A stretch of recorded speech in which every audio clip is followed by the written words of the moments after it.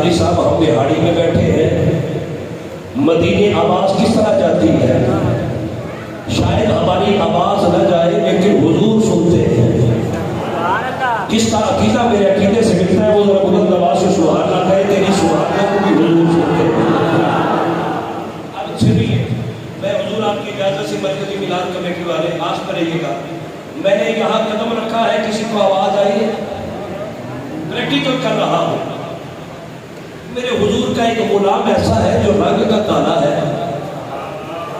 अब मैं वो बंदे ढूंढ रहा हूँ जो महफिल में जिंदा है। ये जरूरी नहीं कि जिसकी नब्ज शक्ति है वो जिंदा है, नहीं, जिसकी तार मदीने से जुड़ जाए वो जिंदा है, और जिसकी जुड़ी है वो जरा हाथ उठा के कहे सुभान अल्लाह, मुझे पता चल जाए। मैंने यहाँ कदम रखा, आप सामने बैठे, आपको आवाज तक नहीं आई। एक मेरे नबी का गुलाम ऐसा है जो रंग का काला है, हब्श का रहने वाला है, नाम है हजरत बिलाल हब्शी। हजरत बिलाल मक्के की गलियों में कदम रखते हैं और मेरे हुजूर जन्नत के बागों में सैर कर रहे हैं। कहाँ मक्का और कहाँ जन्नत।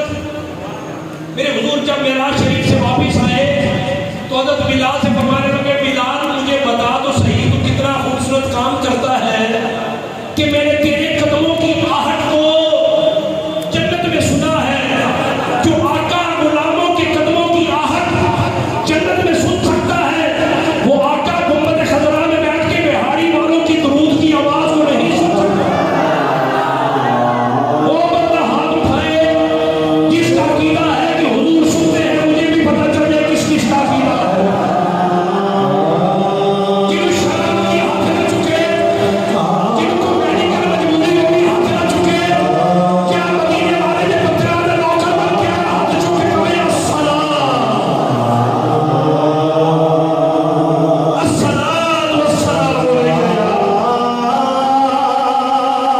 सारे सारे सारे सारे